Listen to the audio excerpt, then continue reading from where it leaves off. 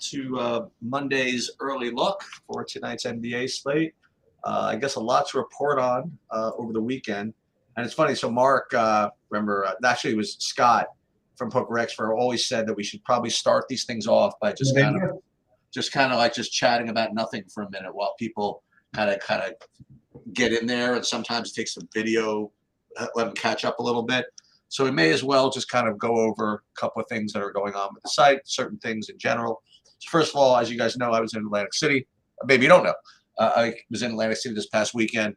I did my best to get, projections updated, but, just it can't be 100 places at the same time, and that's the way it is. And the reality, everybody, is that it's like good and bad, right? If it were something that could be completely automated that anybody could do, then yeah, I mean that's good from a mechanic standpoint, but then you're just not getting my opinions. You're just not getting my take on everything, and it's just not the same thing. So unfortunately or fortunately, that's just the way it is. If I'm not around for something, you're not gonna get my sheets. And sometimes if I don't feel like playing, you're not getting my sheets either. You know what I mean? That's just the way it is. If you want constant projections all the time without fail, you'll be a SaberSim subscriber, and that's just it. And that's just the way that's going to be. The other thing is I have a cool guest I want to announce. So there's a site called sportsprojections.com. And it's a little site. It's pretty nondescript. The guy that runs it is a pretty sharp dude though. And Sheetbot says DFS and HL projections have been updated. Available on SaberSim in a few minutes. They should be available on SaberSim in a few minutes. Okay, that's another thing I have to look about. I'm not sure why that's doing that, but okay. All right. So and it does like a lot of analysis of lineups, like how many dupes lineups have, who has this, different users, how much percentage they have a certain thing, and it's pretty cool. And I just wanted to have him on to give me kind of some best practices of kind of how to use it a little bit better. And again, I always like to have guys like that around. So I'm going to have him on a week from today, a week from Monday. So I'm going to repeat that. The other thing is that we're going to again do a Wednesday live sweat this week. That's going to be a lot of fun. And unfortunately, again, I am going to be away this coming weekend again. So and probably the weekend following. It's just the way it's going to be. So well, look. But I do want to say that I don't think that that's anything different than any other site. I mean, it's just like, for example, we don't have Sheets' actual projections for other sports. We've got Goldie's aggregate information. We've got the SaberSim information.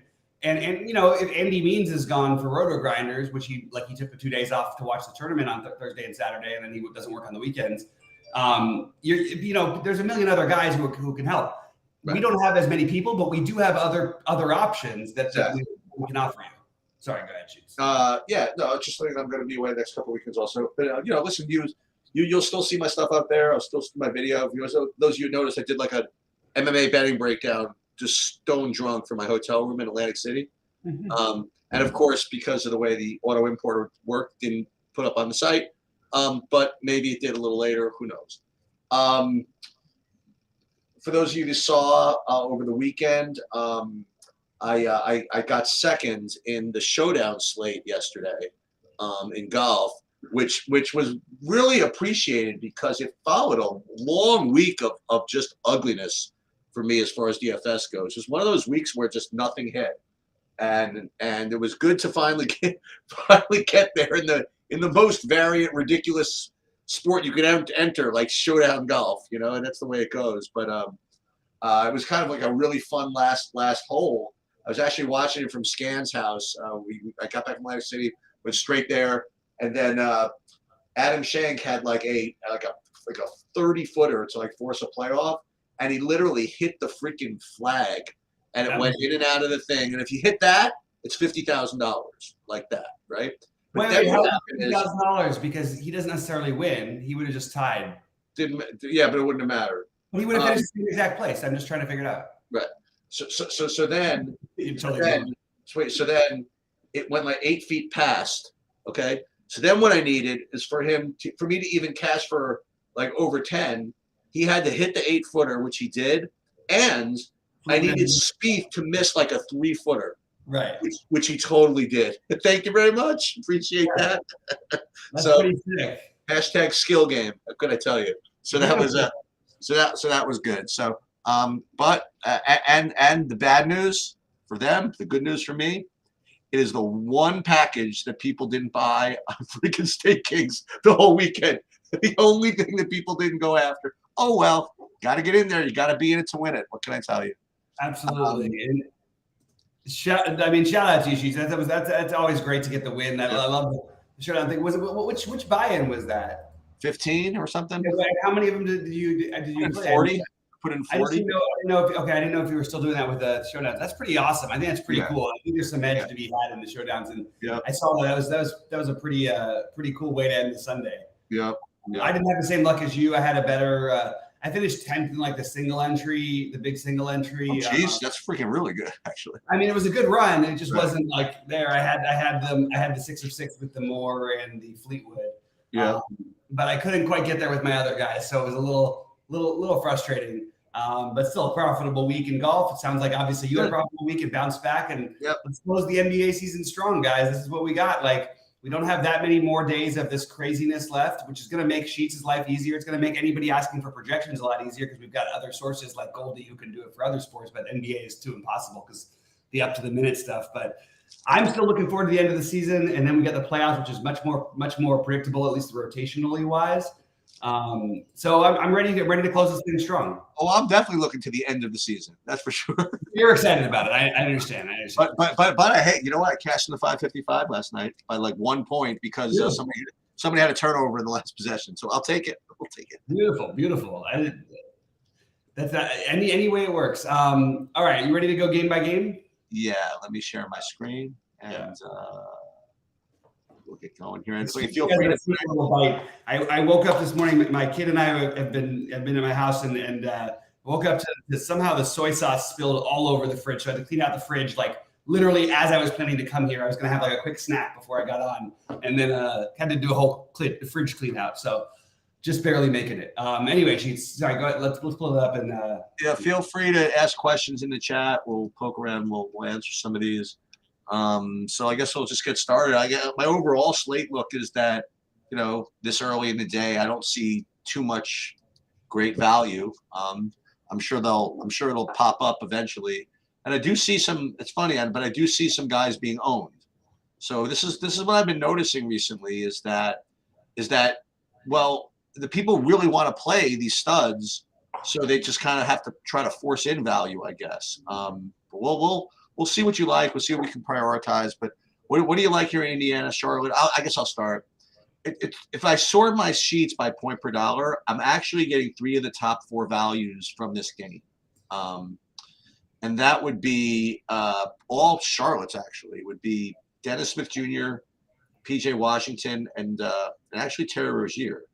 And then Oubre a little bit further down the list. And then T.J. McConnell at 6,100. Is showing up as a decent play as well. And I'm also looking at Miles Turner. So I guess right off the bat, if you have to like prioritize, I guess that this is a game right off the bat you can just kind of play, just play mid-range, Smith, PJ Washington, Rozier on the one side, and then maybe play McConnell and Turner on the other side just to get you off to a start. I don't know. Nothing looks great, but it looks okay. As always with Indiana, like we have Matherin, Duarte, and Jackson questionable. Especially Matherin and Duarte matter quite a bit. But no matter what, I do like McConnell and Turner, and I'll throw Hield into the mix. On the Charlotte side, I think everybody's maybe getting a little too generous of a projection, but I still want to attack this game. So maybe there's a reason they are. PJ Washington is very fair price. Kai Jones, it's sort of fluky how it's happening, like with that. So I would be careful for that one. And maybe I don't know that Kai Jones is this like great play that looks like they only have 10 guys, and for a team that plays like Charlotte. But the 27 minutes he got in the last game, I'm pretty sure that Nick Richards had 4 fouls in like 10 minutes, and that's why that happened. So I wouldn't be like sure that Kai Jones, and then also they could play JT Thor, who also played 24 minutes in the last game. Nick Richards down at 13. I think it was just a foul trouble thing. I actually think Nick Richards is really interesting here. because I just don't think anyone's playing him. This is a guy who was projecting to 6.5x at 5K. He did it, and then because he gets in foul trouble, all of a sudden he's projected to only to barely get there. So just keep it. So I'm going to be open to Nick Richards. I really think it's a stackable game. Rozier, Dennis Smith Jr. I wouldn't play Rose. I would play actually. Probably wouldn't play Rozier and Dennis Smith Jr. in the same lineup. But I think Hayward or Oubre, maybe you split those two up as well. A lot of guys in play in this one. I mean, I've clicked 9 guys in this game that I'm interested in, and I think right off the bat we have a game that we can definitely stack. You have a nice total at 234.5, and only 10 players for Charlotte. I just want to remind everybody over and over and over again the same thing. When you get into the fringy pieces of Indiana, just remember that they have, whether Duarte and them play or not, they have bodies to substitute for all these guys. They never show up shorthanded. They always have 11 guys plus of playing. So the Indiana stuff is never quite as good. Having said that, though, McConnell, or even Nemhart, to be honest with you, to go with Turner and Hield all seem like really, really good plays. And I think Hield is always going to be unowned. I'll take my shots. I know he hasn't had all the games we wanted him to and all that stuff, but I'm still going to take my shots there. So this is I think one of the key games of the slate. All right, let's move over. Chicago, Philadelphia.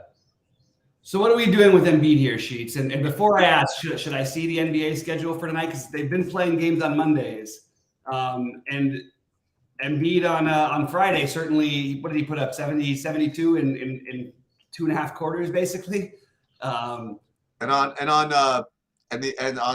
Sunday, or excuse me, on Saturday, he put up 54 in like very little time also. Can I throw out my can I take I take a victory lap on this, even though he's not won the MVP yet. I did say at the All-Star break he was a 12-1 dog. Jokic was -850, and Giannis was second.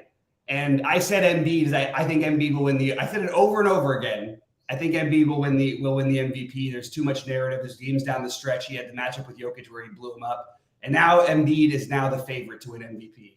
A short 2 weeks later. So I just want to take a little bit of a victory lap on getting ahead on that. I did also place $100 on MVP on Embiid to win the MVP, so it's not that much, but I'll make $1,200, whatever, if he gets it. I felt like that was a really good call mid-season with because of the way things played down the stretch. But anyway, I'm just giving myself credit. I'll move on now. So what do you think of Embiid today, Sheets? I think he's the best play. Yeah. I mean, I just think he's the best play. I mean, I don't. If you could afford him, play him. That's really just, he projects better than everybody else. I mean, for me, I have him projected like the same as Luka. You know what I mean? At 500 less. So for me, that's my best play is on the board is Embiid. If you can play him, great. I think you are going to need a little more value to open up to play him, honestly. But he's certainly the best play, and I don't have anything else in this game at all. I think Embiid and Harden. I mean, look, people hit their ceilings against Chicago all the time. I am going to do the thing that I always do, and that is Vucevic kills the Sixers in Philly, especially. And because he can stretch the court, he does tend to bring it to Embiid. So I am okay with playing a very, very cheap Nikola Vucevic at 7,700. And if you wanted to take a shot on DeRozan or Levine, same rule as always. Never an issue with it. Not a desired guy, not desired guys for me, but certainly something that and then keep an eye on Caruso because that might open up a little bit of Kobe White. Although they've just got a lot of guys in the backcourt with Kobe White, Beverly, Levine, DeSonmu. But Kobe White, if he gets freed up, if Caruso's out, I'll be all over Kobe White again. All right, moving on. What do we got next? You have Minnesota, New York? Yeah. Talk about your Knicks here, Sheets. Okay, my Knicks are this. Okay. Do me a favor, everybody. Please don't play Taurean Prince. All right? Everybody loves to either project Taurean Prince or play Taurean Prince. Edwards sat the other day, whatever, and Taurean Prince started. He had like 8 fantasy points, in 30 minutes. Right? I just wouldn't do it. Like right now, he's actually projecting to be my second highest point per dollar play. I mean, you got to give me, a game or two recently that he can do something. I'm literally not interested. But you know what I mean? It's like this, and these are the issues when you want to play guys like Embiid. I mean, you have to make choices like that. You have Edwards again as being questionable, so we just gonna have to wait and see. You know, we have to wait and see whether he plays, and if he doesn't play, what the projections look like. So for me, it's kind of silly to even think about this game if you want to know the truth. Except I will say that Julius Randle looks like an okay play at 9,200. Jalen Brunson looks like a decent play, 7,500. And then I don't know what the story is with him, but I don't even know what his projection is. But I see Mitch Robinson at 4,500. Does he like not play basketball anymore? I mean, at 4,500, I'll do that. So that's I guess my opinion. Does he project for anything? I can't even find him on my sheet. I don't know what happened to him. So that's my opinion. He plays 20 to 20. I think it's pretty. It's a little lower of a price, but he's been between 45 and 5,300 all year. First of all, NBA.com has Edwards projected out right now. It's not official, not official at all. But so I do think one thing is if Edwards plays, I would take a chance on Edwards at 8,900. I think that's reasonable. I think that Gobert is. I don't know what's happening with this projection exactly. I feel like it's way low for Gobert personally in this matchup. So I actually think Gobert is interesting. Gobert, I hear what you're saying about Taurean Prince. It's going to be hard for me if there's no Edwards, if he's starting again and playing 30 minutes. I know he's had a few horrible ones in a row, but it's just somebody. I mean, it's just hard not to. If you're not playing him, I would probably make sure to play Jaden McDaniels or something. It's like McDaniels, for what it's worth, in the games without Edwards, I think is at like 30. It's only been a few, but like 30-something fantasy points per game. So I'll say one of those two as a way of making it like kind of easier on myself. And then if Edwards is out, Nickeil Alexander-Walker is an okay. I think it still feels more dart throwing to me than anything. This is probably one of the games I'm having the hardest time with. As of right now, I've got Gobert, Prince, and Jaden McDaniels in that pool. Nobody else. Conley, I guess, would get a boost, obviously, without Edwards. Kyle Anderson is too expensive a little bit for me now, although he had just a ridiculous game the other night with a triple-double. I think it's McDaniels, Gobert, and Prince for me right now if Edwards is out.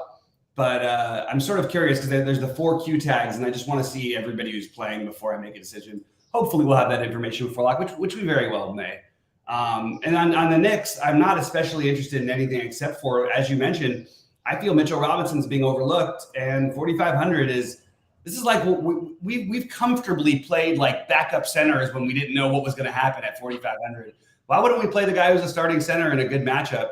I know that Gobert's on the other end of it. It's still a good matchup. Like, I mean, he can still get rebounds and blocks. Gobert's not going to stop all of that. He'll stop some of the rebounding, I guess. But yeah, I'm on the Robinson side. And is it me or is it? I mean, like, are we just going to treat Brunson as he's 7,500 and we're just okay with not locking him in all of a sudden? Is it because he just came back? I personally feel really good about Brunson at 7,500. So Brunson and Robinson are the only two for me that really stand out. If you want to play Randall or Hart or Barrett, do it. I'm just not personally all that interested. Yeah, I think he's a similar play to. I think Brunson's just as good of a play. Not exactly quite as good, but he's close to Terry Rozier, I suppose. You know, I don't see why Rozier would be twice the ownership of Brunson. I could see why, but I think it's reasonable. Nickeil Alexander-Walker, by the way, the other day in that same game where Edwards sat him, he was like 35% owned, and he was pretty pedestrian as well. But yeah, I mean, like you said, if he's out, I mean, someone's got to hold the ball, someone's got to shoot the ball, right? So someone's got to do it, right? Someone's got to do something. So maybe just Kenny Anderson or something. Not Kenny Anderson. You know what about? What's his name? Kyle Anderson. Yeah. All right. Let's move over. Sheets, remind me. I need to ask you something when we get off of. By the way, you want a trigger? You want me to? Do you remember what it's going to be about? If I don't. I know what it is. Okay. Yeah. but it's no big deal. It's just a quick thing. Okay. All right, Dallas and Memphis. What do you have next at 5? Yeah, Dallas and Memphis. So who's playing? All right, go ahead. So who's playing is the question, right? Like, what are we supposed to do with this? I mean, you're not supposed to do anything, so you know who's playing. Look, they need to win games here. I get the standings pulled up right now. The Mavs they're a half a game up on the Warriors for the 6th seed. Now, the 6th seed is basically like what we used to treat the 8th seed like, because at least you're locked into the playoffs. You know what I mean? As the 6th seed. These teams really want to make it the top 6, and they've got the Warriors on their heels by a half a game, the Thunder by 1 full game, and everybody else is just really bunched up. So I'm trying to figure this one out myself. Like, if there's any possibility of them playing, I think they're playing. And I would say that Luka is just a tick behind Embiid for me, and probably not going to get to anything, assuming that they play. I'm going to continue to be overweight on the Memphis guys. What that means in terms of this game, I don't really know yet, except for that I do like Tyus. I do like Tillman. And then you have Jaren Jackson questionable. I assume that Jaren Jackson plays, but so assuming that he plays, I think Tyus Jones, Tillman, and Bane are the 3 best plays. Bane has frustrated some people by not getting there, having some cold shooting nights. There's a 50 coming out of him at one of these days. Actually, he just put up 50 the other day, so maybe I shouldn't say he's been disappointing everybody. Somebody was happy with him that night. But I think that you want to try to make sure to play at least one of Tyus, Jaren Jackson, or Desmond Bane, just because so much of the production comes through them. And if you're not playing those guys, or even if you are, throwing in Dylan Brooks certainly makes some sense. So that's where I'm at on this one. I agree. Pretty much everything you said. I like those Memphis guys exactly the way you ordered them. Tyus Jones has the ball all the time. Desmond Bane, he can always get hot shooting. Xavier Tillman, I like that. Even Jaren Jackson, and then Dylan Brooks. I mean, you put those with one of the Dallas guys, and obviously if you get Luka without Kyrie or Kyrie without Luka somehow, then that's what you're doing. If they both play, it's kind of a tough. It's always tough. I probably would end up just playing Embiid, probably. So I don't know. I don't think I would get to either of them if they were both playing. That's just my opinion.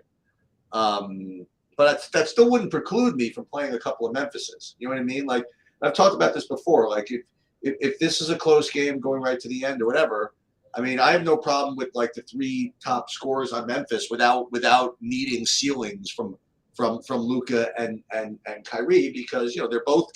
If it's a close game, they probably both make their median. You know what I mean? Like so I'm not too worried about having the run back with the Dallas guy if I'm playing the multiple Memphis guys. Yeah, same. I totally agree with you. All right, let's talk about Golden State and Houston. These DiVincenzo games, I can never seem to get this guy. It's Ed never. Hang on, just and you got to mute it. Just give me a second. All right, so I'll go through this game. DiVincenzo. I mean, if he's going to be as popular as he looks, I always want to fade him. It is the kind of matchup I expect DiVincenzo to do well in, but like it does feel like a little bit like he gets over projected pretty regularly. It's such a good matchup for Golden State and Houston. Like, now that Houston's allowed to win basketball games, they've played really, really competitive games. I think everybody's in play here. If I had to rank them, I guess I would go.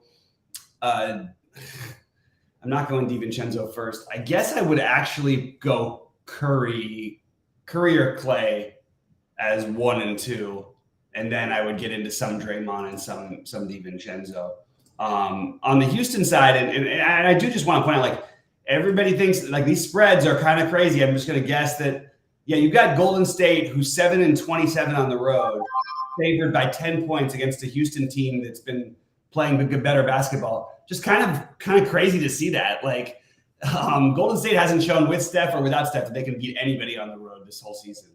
I like the Tari Eason today. He's back down to 4,400. That seems very reasonable as an early value when we don't have a ton.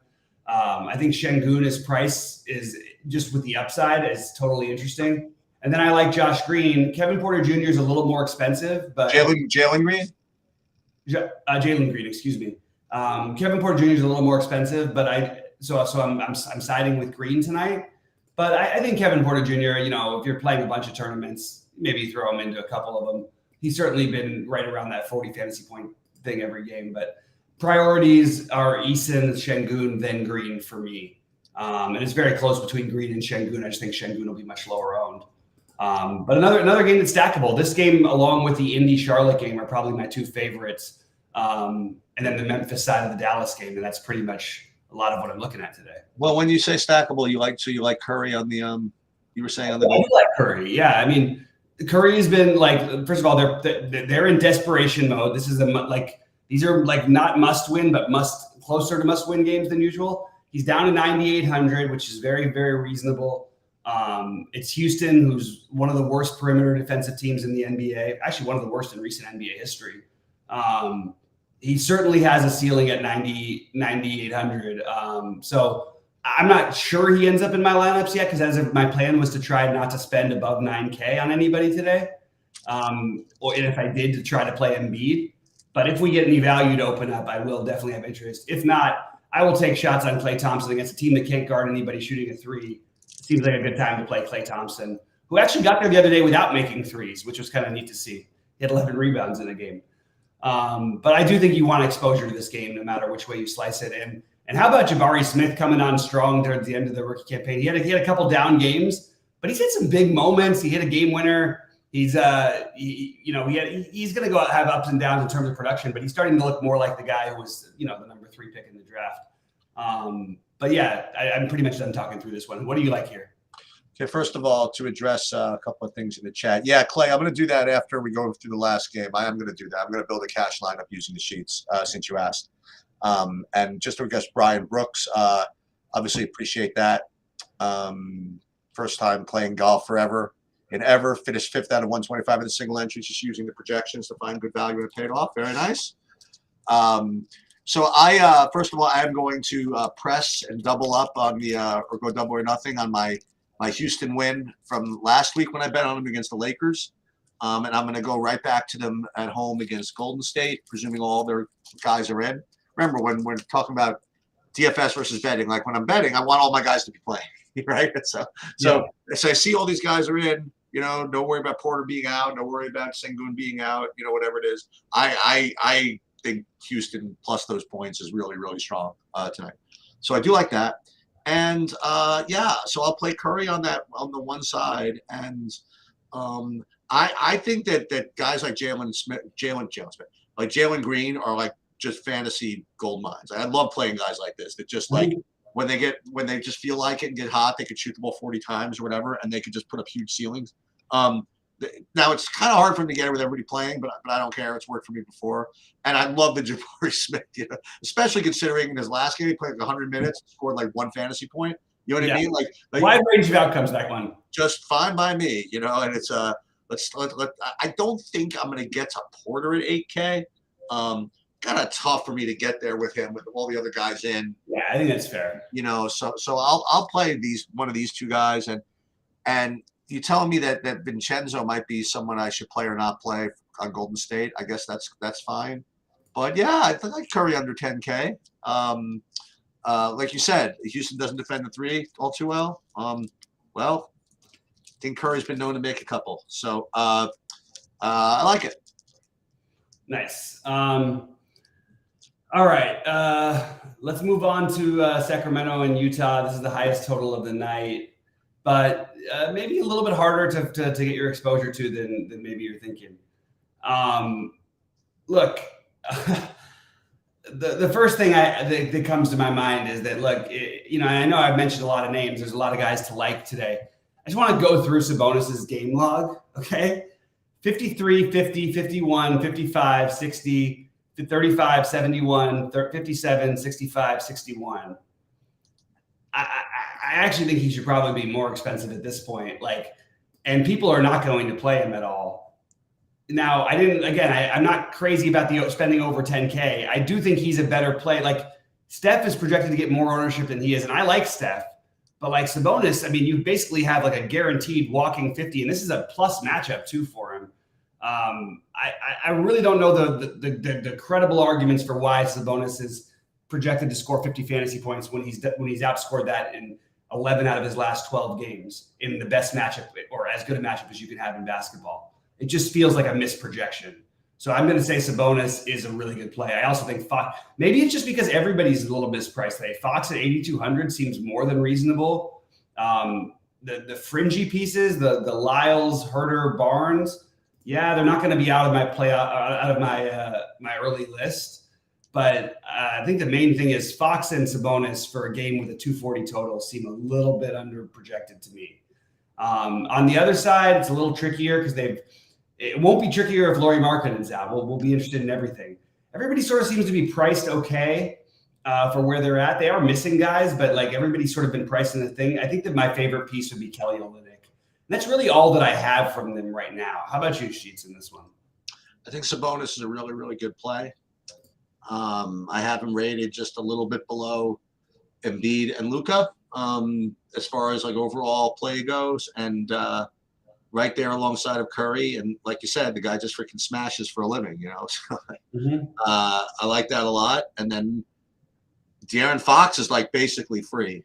You know what I mean? Like it's like he's 8,200 in what could be a fast-paced matchup.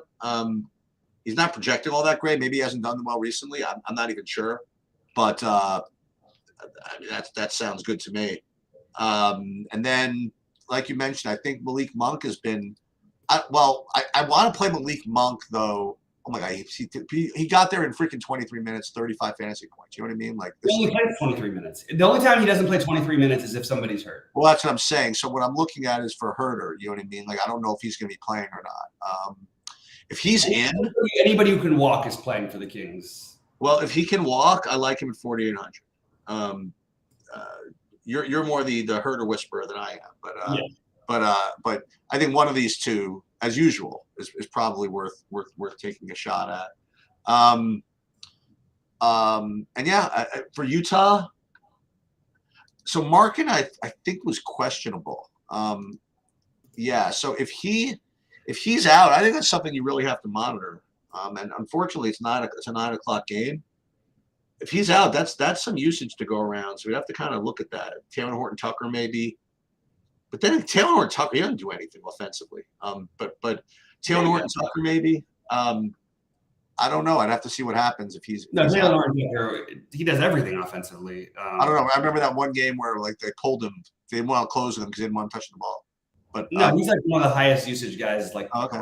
Well, then he's going to be a really good play if Markin is out. He might be a good play anyway. I mean, he's put up 36, 63, 38, 38. Had 128 game in there, but he's been putting up pretty big numbers. 63, oof. 37. You know what? If he's out, by the way, Markin, you know who I had a real good game from? I don't know how I got this. I got this Fontecchio guy the other day. He got 30 minutes somehow. I guess Markin must have been out, but and he put up a freaking really, really good game. So if Markin is out, maybe go back to him. I don't know. Yeah, all signs point to Markkanen playing. Like he's played 5 games in a row. He sat 1 game with his back injury, but apparently they say it's nagging him. So I'm not planning on anything for Markkanen being out. If he's out and these other guys beat me, they can beat me. I mean, even the Fontecchio, it's very fluid. Like with him, like there's just no.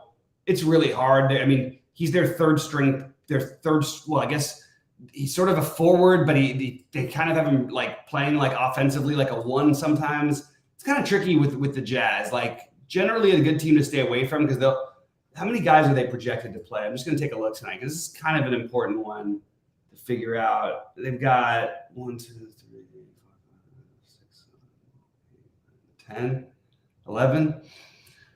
So 11 guys. I'm just trying to figure out. It feels like there's something I'd like to do on the other side. That's why I think I'm just going to settle in with Kelly Olynyk being my favorite play.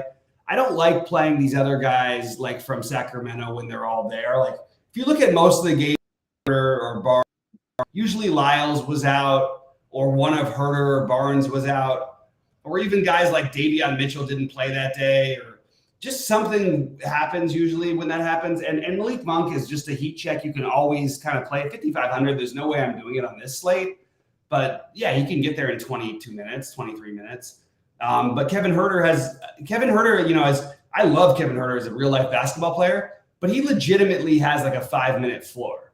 Like if they're struggling and they bring in the other guys and they get hot, not 5 minutes, he's like a 10-minute floor. But for a guy who starts, who's projected to play 30 minutes every night, his minutes could become completely Malik Monk's minutes.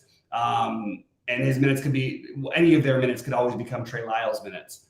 So, but still, it's such a good game to get exposure to. I actually think tonight maybe you could force it in. I just want to remind everybody, the one guy nobody ever plays who actually has a ceiling is Keegan Murray. He's put up 36 in the last game.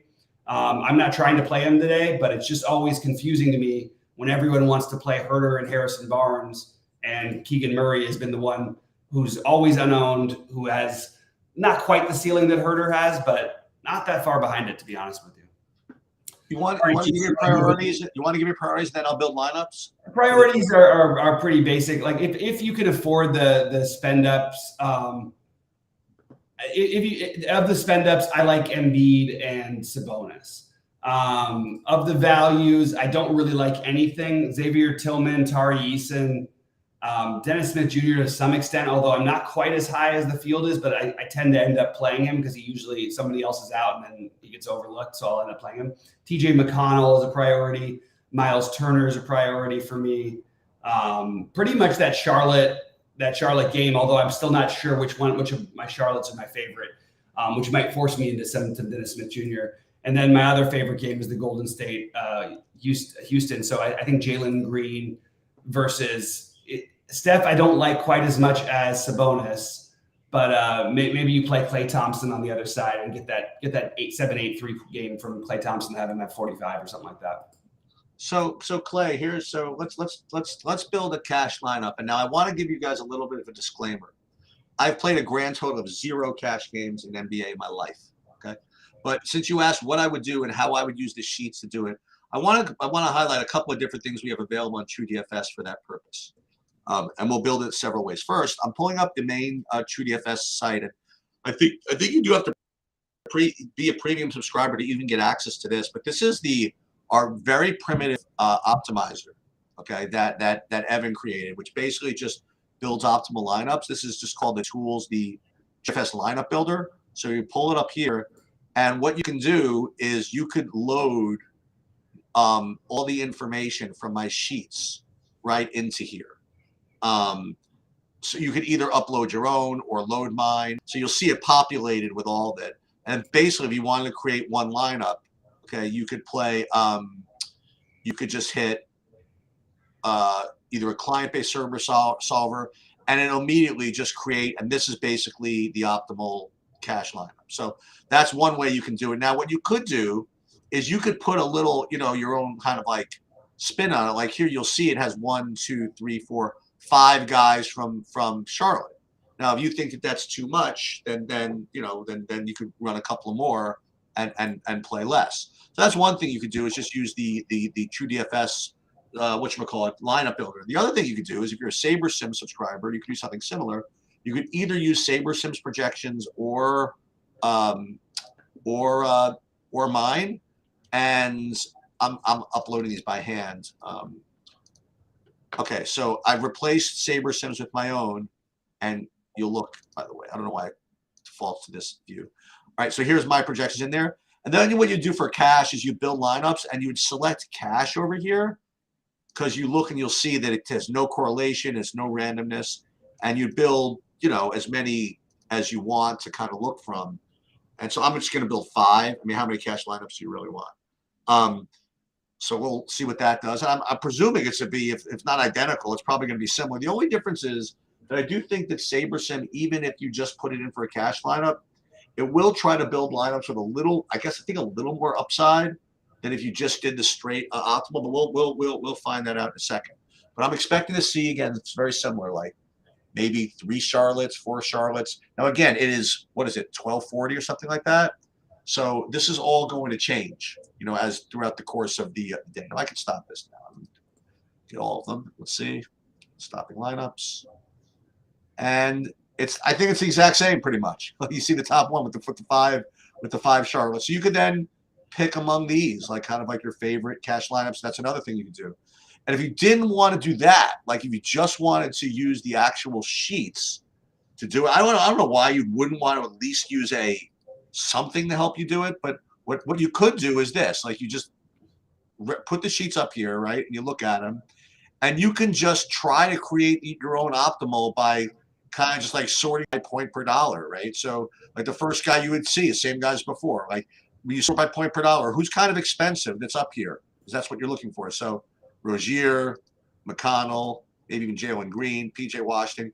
You're getting to the same. That's the thing about cash. Like if you're starting with projections, you're going to get to the same results whether you use the Roto Grinders optimizer, the SaberSim optimizer, the scans optimizer, or just kind of like doing it by hand here. So regardless of whether you did it just by kind of eyeballing this, using the free one, using the SaberSim, that's pretty much how you that's how you build cash lineups. Now, I've never played NBA, so if you're going to cash, so if you want to argue with me of whether you should have 5 Charlottes in the same lineup, I literally don't know the answer.